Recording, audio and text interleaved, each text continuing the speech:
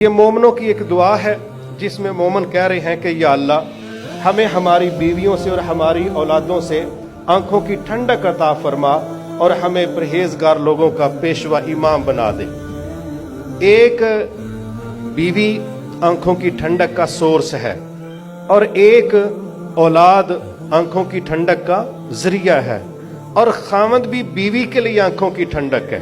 یہ جب لفظ زوج استعمال ہوتا ہے نا جوڑوں کے لیے، جوڑے کے لیے، کپل کے لیے، تو اس میں جہاں ہم یہ توقع رکھتے ہیں نا کہ بیوی اور اولاد آنکھوں کی ٹھنڈک بنے، تو بیوی اور اولاد کے لیے خامد اور باپ ہی آنکھوں کی ٹھنڈک ہے۔ تو یہ ٹرائی اینگل سمجھ لیں، یہ تینوں ذرائع وہ ہیں جو ایک دوسرے کے لیے راحت کا باعث بنتے ہیں۔ تو یہ فطری ہماری ضرورت ہے کہ ہم نے سب سے پہلے جو توقعات وابستہ کرنی ہے وہ انہی تین رشتوں سے کرنی ہوتی ہیں۔ اولاد ماں سے کرے گی، باپ سے کرے گی، باپ اولاد سے کرے گا، خامد بیوی سے کرے گا، بیوی خامد سے کرے گی۔ یہ اللہ نے ایک ایسا فطری ریلیشن رکھا ہے کہ جس میں ہم تینوں ایک دوسرے سے توقع رکھتے ہیں کہ یہاں سے مجھے سہولت ملے، آسانی ملے، تحفظ ملے۔ ایک یہ چیز ہے۔ اب جہاں پر ہم یہ دیکھتے ہیں نا کہ یہ تین رشتے سکون دینے کا باعث ہیں، تو جب یہ تینوں رشتے خراب ہوتے ہیں تو سب سے زیادہ اذیت بھی ان تینوں سے ہی ملتی۔ ایک بیوی کے لیے ماں باپ اولاد سب بڑے کمال کے ہوں، اگر اس کا خامد اس کے لیے راحت کا باعث نہیں بنتا، اس کی زندگی جہنم بن جاتی ہے۔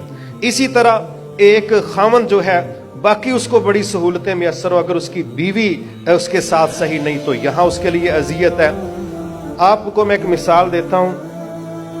بعض چیزیں ایسی ہوتی ہیں جو ایک حالت میں کمال کی ہوتی ہیں، اگر وہ خراب ہو جائیں تو عام خراب نہیں ہوتی، ان کی خرابی بھی اسی لیول کی ہوتی۔ مثلا آپ جب کھانے کھاتے ہیں تو زیادہ مزہ سبزی کا آتا ہے کہ گوشت کا آتا ہے؟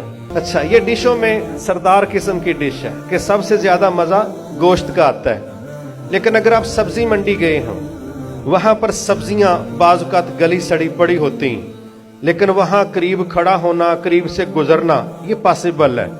لیکن اگر کہیں گوشت گلا سڑا پڑا ہو، جس طرح کوئی جانور مر جاتا ہے، اس کا گوشت گلا سڑا پڑا ہو، کیا وہاں کھڑا ہونا ممکن ہوتا ہے؟ حالانکہ یہ گوشت ہے۔ اب ایک کیفیت میں وہ کمال کا مزیدار تھا، جب وہ خراب ہوا ہے تو اس کی خرابی بھی اوور لیول کی ہے۔